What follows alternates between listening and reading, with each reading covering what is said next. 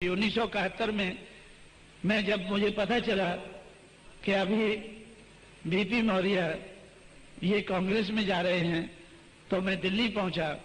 तो उनको मैंने ये सब कुछ बताया कि महाराष्ट्र में हमने ये स्कीम बनाई है, तो हम इसको यूपी में भी लागू कर सकते हैं। तो आपको भी हम, अगर आप मेंबर पार्लियामेंट बन जाएं चुनाव में आरपीआई की तरफ से तो ठीक है, अगर नहीं बनते हैं तो आपको हर फैसिलिटी देना ये जिम्मेवारी हमारी होगी। आप आरपीआई छोड़कर ना जाएं, आप कांग्रेस में ना जाएं। उन्होंने मुझसे कहा, अभी भी मैं उनकी थोड़ी कदर करता हूं, महाराष्ट्र के नेताओं के मुकाबले में मैं उनकी अभी भी कदर करता हूं थोड़ी सी। क्यों करता हूं? उन्होंने मुझसे कहा कि भाई आप तो आदमी तो ठीक लगते हैं, जब हम महाराष्ट्र में आते थे तो आप हमारी सेवा भी करते थे, तो इसलिए तो मैं तो आपकी कदर तो करता हूं, लेकिन मैं आपसे सहमत नहीं हूं।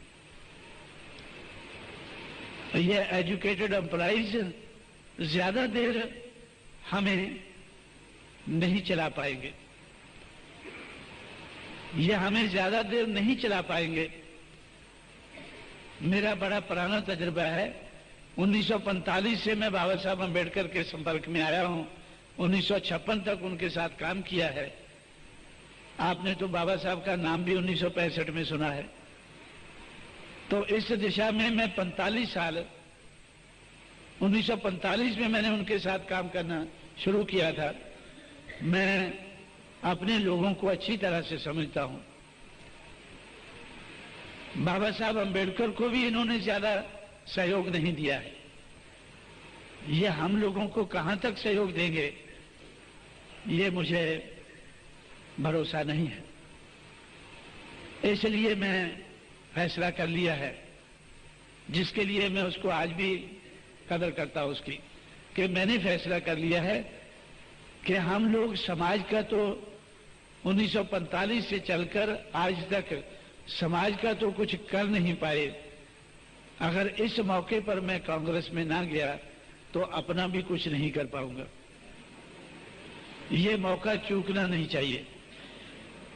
अगर हम समाज का कुछ नहीं कर पाए तो हमें अपना तो कुछ कर लेना चाहिए।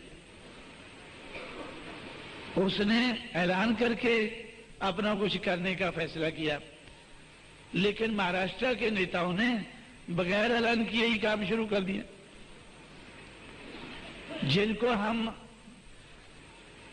एमपी की, एमएलए की सहूलतें देते थे, वो हमारी सहूलतों के आधार पर इधर उधर घूमते थे, समाज का काम कम करते थे और वो कांग्रेस में जाने का काम ज्यादा करते थे।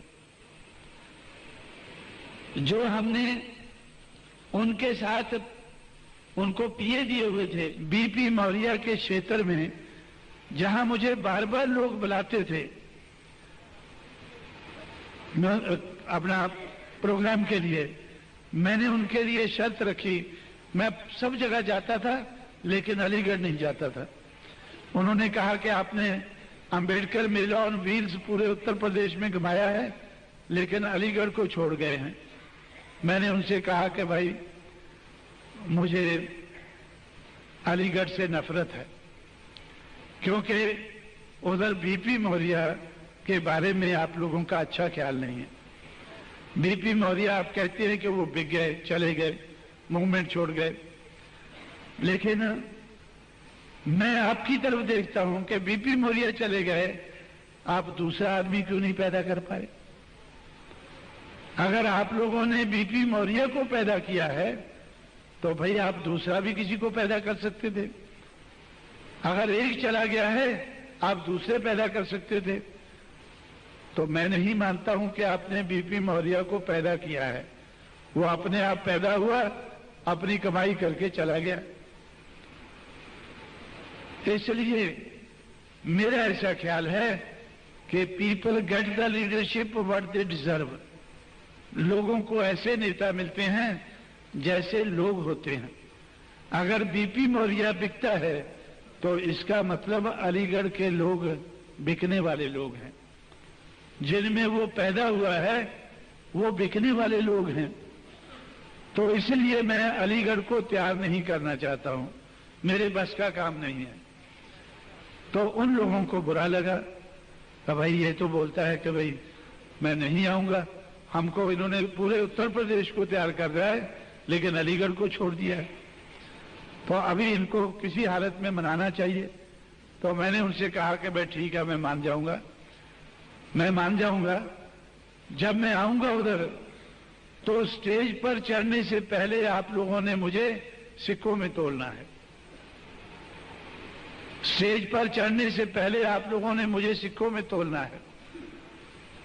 तो 17,000 रुपया उन्होंने सिक्कों में तोलकर मुझे दिया। फिर मैं स्टेज पर चढ़ा। स्टेज पर चढ़ते ही बोला मैंने उनको कि भाई अब मैं आप लोगों से बात करने को तैयार हूं, क्योंकि आप लोगों ने बिकना है, लेकिन मेरा शेयर तो आपने पहले दे दिया है ना।